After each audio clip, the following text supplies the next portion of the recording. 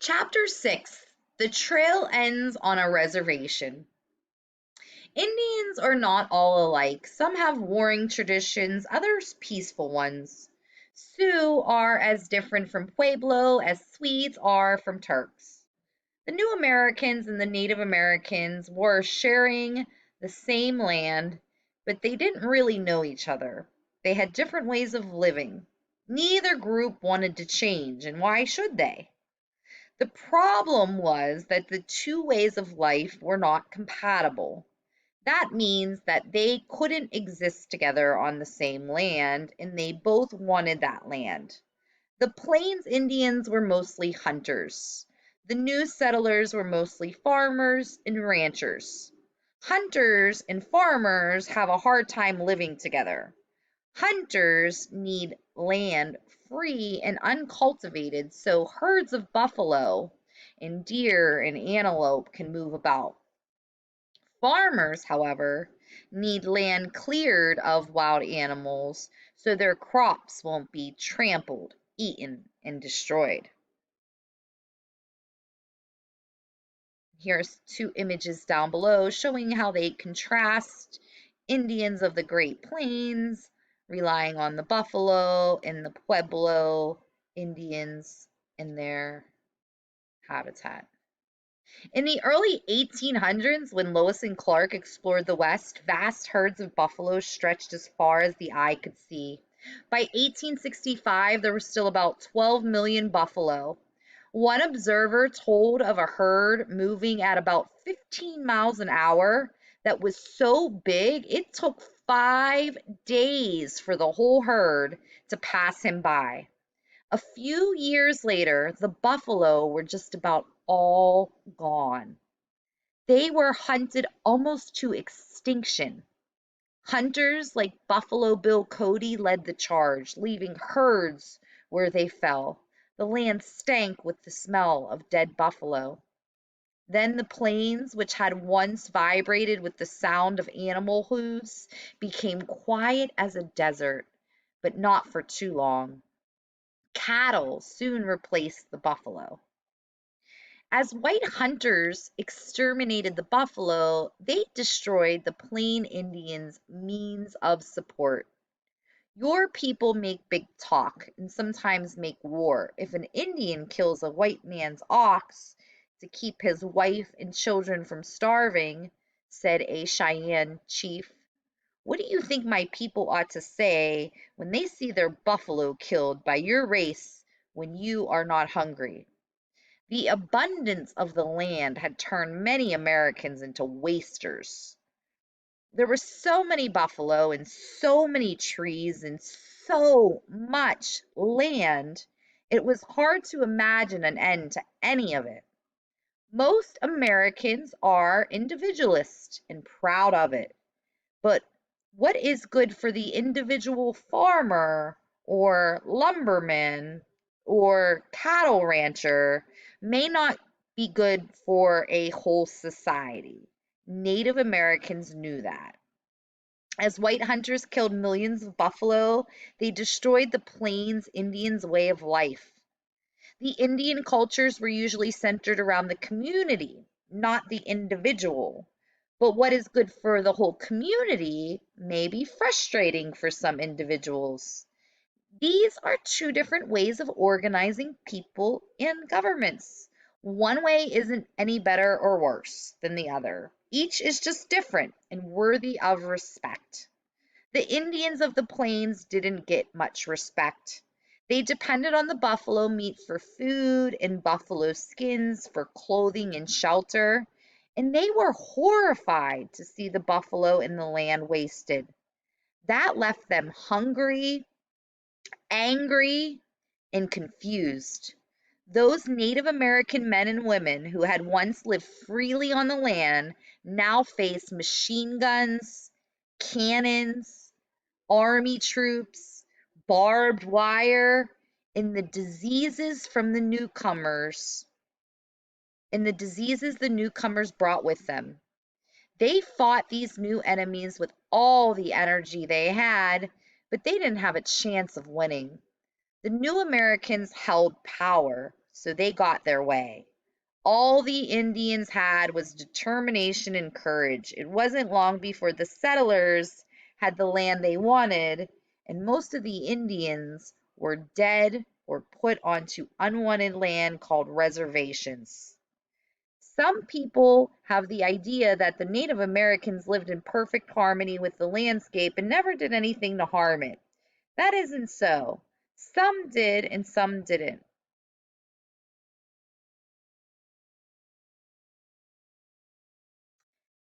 This map above shows the Indian land lost. It shows all of the green area, the land ceded before 1850. That means the land that was taken from the Native Americans, promised to move west. Land ceded from 1850 to 1870 in the orange.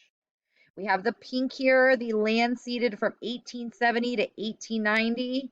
And then last but not least, all of that dark orange area remaining is the reservations that were left in 1890. So by 1890, almost all of the Native Americans in the United States had been forced onto reservations. Down here, it talks a little bit about Lieutenant Colonel George Armstrong Custer in Custer's Last Stand in 1876.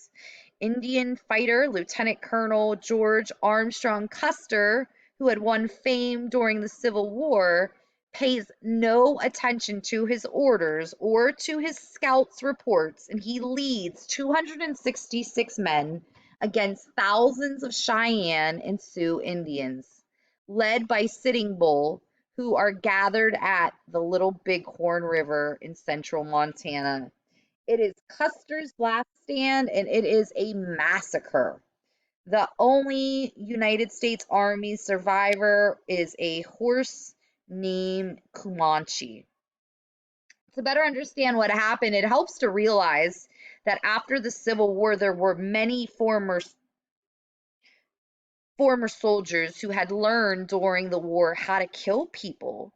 They were used to doing it and they didn't quite know what else to do. So they came west and they killed Indians. Peaceful settlers who moved west to farm there often became innocent victims of angry Indians. All that led to intense hatred and revenge raids on both sides. The Indians especially hated the iron horses, those roaring locomotives, which thundered across their hunting grounds filled with gun-tooting soldiers and settlers. The Native Americans weren't willing to give up their land and move on to reservations, which were usually very poor land that was no good for growing crops. Would you be willing? They fought for their land and their way of life. Army troops sent west to control Indians slaughtered them instead. The only good Indian is a dead Indian, said Philip Sheridan, who had been a Union general during the Civil War. His boss, William Tecumseh Sherman, seemed to agree. Sherman's middle name was that of a great Indian war hero, but Sherman didn't brag about that fact. He was sometimes called Hump, but never Tecumseh. He talked about a final solution to the Indian problem. By that, Sherman meant their destruction.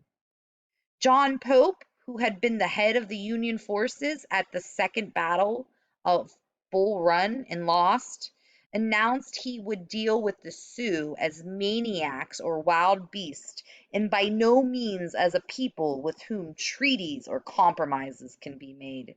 He tried his best to do that. As far as we know, General Sherman was the first person to use the phrase final solution about destroying a whole race of people.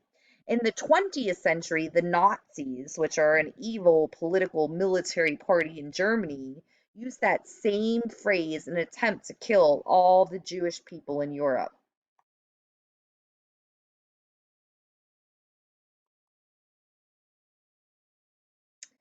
In Colorado, Colonel John M. Shivington, a former minister, slaughtered 150 Cheyenne who had gone to the governor for protection. Most were women and children. Shivington called it an act of duty to ourselves and civilization. About one-fourth of the Army's Western troops were black. The Indians called them buffalo soldiers because some had curly hair like the buffalo.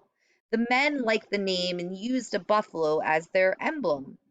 Blacks were determined to be equal partners with the whites in the American way of life. The Indians felt differently. Most had no desire to be partners. They wanted to be left alone to pursue their own way of life. Here are some words from a Minnesota Indian chief. The whites are always trying to make the Indians give up their life and live like a white man, go to farming, work hard, and do as they did. And the Indians did not then know how to do that and did not want to. If the Indians had tried to make the whites live like them, the whites would have resisted, and it was the same way with the Indians. The Indians wanted to go where they pleased and when they pleased, hunt game wherever they could find it, sell their furs to the traders, and live as they could. The chief told how the Indians were herded onto reservations where the land was poor and there was not enough food to eat. They had to buy food and supplies from government agents who usually cheated them. Many of the white men often abused the Indians and treated them unkindly. Perhaps they had an excuse, but the Indians did not think so. Many of the whites always seemed to say, by their manner, when they saw an Indian, "I am much better than you." And the Indians did not like this. The Dakota did not believe there were better men in the world than they. The Indian Wars in the West, the hardest fought of them, lasted from the end of the Civil War in 1865 until the final massacre of the Indians in 1890 at a place called Wounded Knee. Could the land have been shared? It wouldn't have been easy. Where do you live? Who lived on your land 300 years ago? Would you share your home? Here are two images contrasting the Sioux children that were sent to live in a Carlisle Indian school in Pennsylvania to turn into Americans. The photograph on the right was taken 4 months later. Here we have a map of beginning when the settlers arrived in 1607 on Jamestown, leading up to Wounded Knee and shortly after Wounded Knee.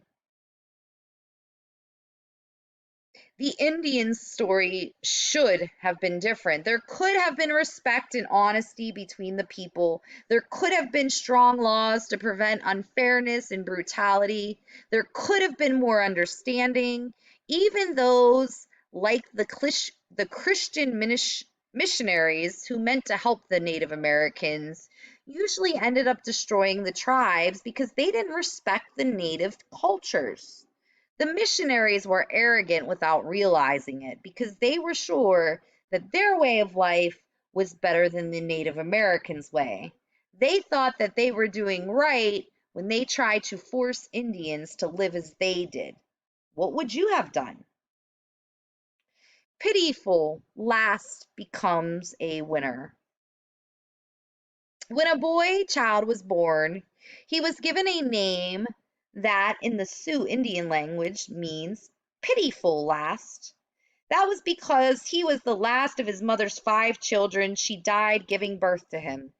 His father was Many Lightnings, but it was his grandmother who raised him. Pitiful Lass grew up strong and quick and bright. When he was still a boy, but close to manhood, he won a fiercely fought lacrosse game. It was then that he received a new name. It was Hoyesa, which means the winner. Ohayesa was not through with names. He was raised as a Plains Indian, but his mother's father was a white man, an army officer and an artist. He was Seth Eastman, so the boy had another name. It was Charles Eastman. It was well that he had two names because he lived in two different worlds. When he grew up, he went to Dartmouth College and Boston University and learned to be a doctor. Then he returned.